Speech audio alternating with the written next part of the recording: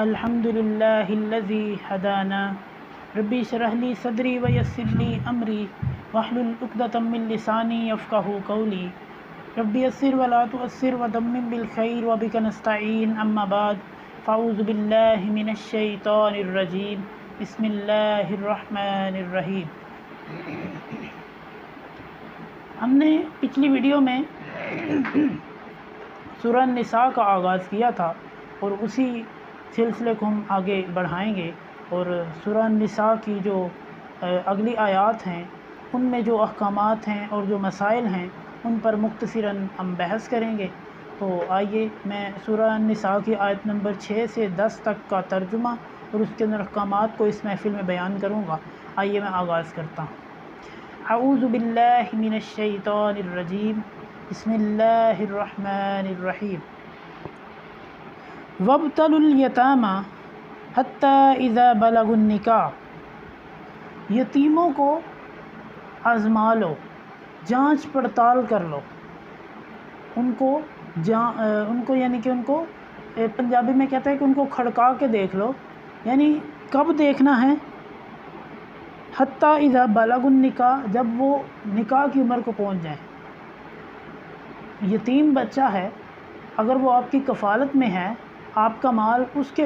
یعنی کہ اس کا مال آپ کے پاس ہے، یتیم کا مال آپ کے قبضے میں ہے، آپ کے پاس ہے، آپ اس کی کفالت کر رہے ہیں، تو کیا کریں؟ جب وہ بالغ ہو جائے تو اس کی جانچ پڑتال کر لیں، اس سے کوئی 2-3 سوال پوچھ لیں کہ یہ پتہ ہے وہ پتہ ہے، یعنی ان سب چیزوں کے متعلق پوچھ کے پھر اس کا نکاح کریں۔ فَإِنْ آنَسْتُم مِّنْهُمْ رُشْدًا، اگر تمہیں یہ لگے کہ وہ تمہارے امتحان میں تمہارے جو سوال ہیں جو تم نے پوچھا ہے اس میں وہ کامیاب ہو گئے ہیں، یعنی جو تم نے پوچھا ہے ان سے وہ انہوں نے صحیح جواب دے دیا اس کا، فَادْفَعُوا إِلَيْهِمْ أَمْوَالَهُمْ، تو کیا کرو؟ جو ان کا مال ہے، جو ان کی جائیداد ہے، جو ان کی وراثت ہے، وہ ان کو سونپ دو، ان کو دے دو، جو ان کا حصہ ہے ان کو لوٹا کر اپنے سرے سے جو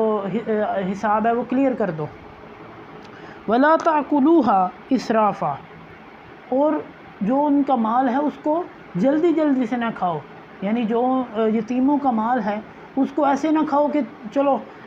ابھی ہم اکٹھے ہی ہیں تو سارا مل کے کھا لیتے ہیں، جب یہ الگ ہوں گے تو پھر یہ اپنا کمائیں گے اور اپنا کھائیں گے، اس طرح کی صورتحال نہ کرو، بلکہ جو ان کا بنتا ہے ان کو ان کی حساب سے جو ہے وہ دے دو۔ وَبِدَارًا أَن يَكْبَرُوا، اور اس طرح جلدی جلدی سے اور اس ڈر سے نہ کھاؤ کہ وہ بڑے ہو جائیں گے، یعنی جب یتیم بڑے ہو جائیں گے تو وہ سوال کریں گے، وہ پوچھیں گے کہ ہمارے جو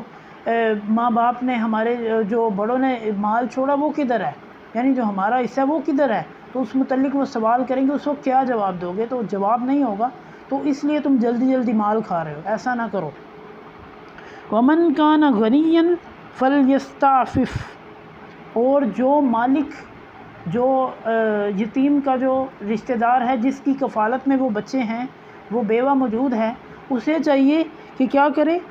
اگر وہ مالدار ہے نا، اپنے پاس اس کے پاس بہت زیادہ مال ہے تو وہ یتیموں کے مال سے بچے، ان کے مال کے قریب نہ جائے، جو ان کا مال ہے وہ ان کے پاس ہی رہنے دے، اس میں سے بھی ذرا بھی خرچ نہ کرے، جو اس کا اپنا مال ہے اس کو بالکل خرچ کر لے، لیکن جو یتیموں کا مال ہے اس کو خرچ نہ کرے۔ وَمَنْ كَانَ فَقِيرًا فَلْيَأْكُلْ فِي الْمَعْرُوفِ، اور جو بیچارہ خود ماڑا ہے، جو جس کی کفالت میں بچے گئے ہیں، بیوہ گئی ہے، وہ بیچارہ خود ماڑا ہے یا غریب ہے، تو وہ کیا کرے؟ جو یتیموں کا مال ہے نا اس میں سے تھوڑا سا کسی کاروبار میں لگا دے، اور جب بچے جوان ہو جائیں بیوہ کو، اس کے بعد جو اس کا پرافٹ بنتا ہے، جو منافع ہے کمایا اس نے ان کے مال سے وہ ان کو دے دے، اور ان کا جو اصل مال ہے وہ بھی دے دے۔ فَإِذَا دَفَعْتُمْ إِلَيْهِمْ أَمْوَالَهُمْ فَاشْهَدُوا عَلَيْهِمْ، جب تم ان کا مال ان کو دینے لگو تو اس وقت کیا کرو؟ گواہ بنا لو، 1 سے 2 گواہ اس وقت ہونے چاہیے آپ کے پاس، کہ کہیں وہ یتیم بچے جو ہیں ان سے کوئی اور بندہ چھین لے تو بعد میں وہ کہیں گے کہ انہوں نے ہمیں دیا ہی نہیں، ٹھیک ہے، تو وہ تمہارے اوپر ہی نہ نام لگا دیں، اور جس نے چھینا ہے وہ بھی تمہارے اوپر نام لگائے کیونکہ اس نے دیا ہی نہیں، تو اس طرح اس موقع پہ لکھ لکھا کر لو، یعنی کہ کچھ گواہی بنا لو، ایک دوسرے کو آپس میں جو ہے وہ گواہ بنا کے تو معاملات کو لکھ لو تاکہ آسانی ہو جائے بعد میں۔ وَكَفَى بِاللَّهِ حَسِيبًا، اور اللہ حساب لینے والا کافی ہے۔ یعنی اگر تم کوئی ڈنڈی مارو گے، اگر کوئی تم غلط حرکت کرو گے اس میں مال دینے میں، تو اللہ حساب لے گا، اس نے ہی حساب لینا ہے سب کا۔ للرجال نصیب مما ترک، اور مردوں کے لیے حصہ ہے جو کچھ چھوڑا گیا، یعنی جو وراثت میں چھوڑا ہے اس میں سے مردوں کے لیے حصہ ہے۔ ترک الوالدان والاقربون وللنساء، یعنی مرد کو، آدمی کو حصہ وہ ملے گا جو اس کے والدین چھوڑ کر گئے ہیں، یعنی کسی بچے کے والد نے کچھ چھوڑا ہے تو وہ اس کے اولاد کو ملے گا، بیٹے کو ملے گا، بیٹی کو ملے گا، بیوی کو ملے گا۔ اگر یہ لوگ نہیں ہیں تو پھر کوئی اور لے گا، وگرنہ یہی لوگ مال میں تقسیم کریں گے آپس میں۔ والاقربون وللنساء، اور قریبی رشتہ دار، یعنی جو قریبی رشتہ دار ہیں وہ اس صورت میں تقسیم کریں گے، میں نے شرط پہلے بتا دی ہے کہ اگر بچے کے یعنی کہ نہ اس کی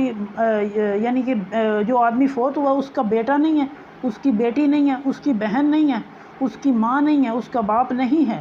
یعنی کوئی بھی رشتہ دار اس کا دنیا میں نہیں ہے، تو اس موقع پہ اس کے رشتہ دار آپس میں تقسیم کر سکتے ہیں۔ اس کے علاوہ اس کے رشتہ داروں کو کوئی حصہ نہیں ملے گا، اس کی اولاد کو ملے گا۔ وللنساء نصیب مما ترک الوالدان والاقربون، اور عورت کے لیے بھی، یعنی ایک عورت ہے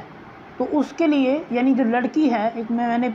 پہلے بتا دیا کہ لڑکے کو بھی حصہ ملے گا باپ کی جائیداد میں سے، اور لڑکی کو بھی حصہ ملے گا، تو اسی طرح جو والدین کو ملے گا اور قریبی رشتہ داروں کو اس صورت میں ملے گا جب کہ والدین اس کے زندہ نہیں ہیں، یعنی اس کے بچے نہیں ہیں، اس کی بہن نہیں ہے۔ مما قل منہ او کثر، مال تھوڑا ہے یا زیادہ ہے، ایک مثال ہے 1 لاکھ ہے تو بچوں کو 20-20 ہزار، لڑکوں کو 20-20 ہزار اور لڑکیوں کو 10-10 ہزار روپیہ ملے گا، یعنی لڑکے کو زیادہ ملے گا، لڑکی کو اس سے آدھا ملے گا، یہ شریعت نے حصہ مقرر کیا ہے۔ نصیبا مفروضہ، یہ وہ حصے ہیں جو اللہ نے فرض کر دیے ہیں، ان کو دینا تم پر فرض ہے اور یہ تمہیں دینا ہی ہوگا۔ وَإِذَا حَضَرَ الْقِسْمَةَ أُولُو الْقُرْبَى وَالْيَتَامَى وَالْمَسَاكِينَ فَارْزُقُوهُم مِّنْهُ وَقُولُوا لَهُمْ قَوْلًا مَّعْرُوفًا۔ وَإِذَا حَضَرَ الْقِسْمَةَ، یعنی جب مال تقسیم ہو رہا ہے، یعنی جب وراثت تقسیم ہو رہی ہے، اولو القربہ، رشتہ دار بھی پاس ہو، والیتامہ، وہ یتیم بچہ جو ہے وہ بھی پاس ہو، اسے پتہ ہو کہ جو تقسیم ہو رہا ہے کتنا مجھے ملے گا، کتنا کسی اور کو ملے گا۔ والمساکین، اور جو دوسرے کسی ماڑے رشتہ داروں کو جو مسکین ہیں، جو فقیر ہیں، وہ بھی پاس کھڑے کر لو، چلو کوئی گواہی دیں گے نا، ویسے تو نہیں کھڑے ہوں گے۔ فَارْزُقُوهُم مِّنْهُ، تو کیا کرو، ان سب کو تھوڑا تھوڑا دے دو، ٹھیک ہے، یہ جو رشتہ دار ہیں ان کو بھی تھوڑا تھوڑا دے دو ادھر سے، یہ جو غریب ہیں ان کا بھی حصہ نکال لو تاکہ اللہ تعالیٰ تمہارے مال میں برکت دے دے۔ وَقُولُوا لَهُمْ قَوْلًا مَّعْرُوفًا، اور ان سے اچھی بات کرو، جو بھی بات کرنی ہے وہ اچھے انداز میں ہو، لڑائی جھگڑے والے انداز میں حصے تقسیم نہ کرو، تاکہ بعد میں تمہیں خود ہی پریشانی ہوگی۔ اگر لڑائی جھگڑے کی صورت میں تقسیم ہوں گے تو بعد میں رشتہ داریوں میں خلل پڑے گا، قطع رحمی پیدا ہوگی۔ وَلْيَخْشَ الَّذِينَ لَوْ تَرَكُوا مِنْ خَلْفِهِمْ ذُرِّيَّةً ضِعْفًا، اور چاہیے کہ ڈریں وہ لوگ جو اپنے پیچھے اولاد کمزور چھوڑ کر گئے ہیں، یعنی اللہ سے ان لوگوں کو ڈرنا چاہیے کہ جو بیماری کی حالت میں ان کو یہ یعنی کہ ان کو یہ ہے کہ بیماری اتنی خطرناک ہے کہ آج نہیں تو کل وہ اس دنیا سے چلے جائیں گے، تو ان کو اللہ سے ڈرنا چاہیے کہ ان کی اولاد ابھی جو ہے کمزور ہے، ابھی چھوٹی ہے، یعنی ابھی بچپن کی حالت میں اس کے چھوٹے بچے ہیں، تو اس صورت میں اسے ڈرنا چاہیے۔ خافوا علیہم فلیتقوا اللہ ولیقولوا قولا سدیدا، تو دوسرے لوگوں کو جو اس کے رشتہ دار ہیں، اس کے قریبی ہیں، ان کو اللہ سے ڈرنا چاہیے اور ان سے سیدھی بات کرنی چاہیے۔ اگر ان کے 3 مرلے ہے تو ان کو 3 مرلے دو، اگر ان کا 10 کنال ہے تو 10 کنال میں سے سب کو تقسیم کر کے دے دو، یہ نہیں کہ 5 کنال خود رکھ لو، 5 لو بانٹ لو آپس میں، ایسے نہ کرو، اس طرح اللہ تبارک و تعالیٰ سخت عذاب دے گا۔ ان الذین یاکلون اموال الیتامی، اللہ تبارک و تعالیٰ سزا سناتے ہیں جو یتیموں کا مال کھائے گا۔ کیا سزا ہے؟ ان الذین یاکلون اموال الیتامی، جو لوگ یتیموں کا مال کھاتے ہیں، ظلماً، زبردستی ان کا مال چھین کے کھاتے ہیں، انما یاکلون فی بطونہم نارا، وہ اپنے پیٹوں میں جہنم کی آگ بھر رہے ہیں، ان کے لیے بہت سخت عذاب ہے دنیا میں بھی اور آخرت میں بھی۔ وَسَيَصْلَوْنَ سَعِيرًا، اور قیامت کے دن وہ بھڑکتی ہوئی آگ میں داخل ہوں گے، ایسی آگ جس کے اونچے اونچے انگارے ہوں گے، اونچے اونچے لاٹیں اس کی باہر نکل رہی ہوں گی، اس آگ میں ان کو داخل کیا جائے گا۔ اللہ تعالی ہمیں محفوظ فرمائے۔ صدق اللہ العظیم۔ اگر آپ کو ہماری ویڈیو اچھی لگے اس لائک کیجیے، اس چینل کو سبسکرائب کیجیے۔ اگلی محفل کے لیے اللہ نگہبان۔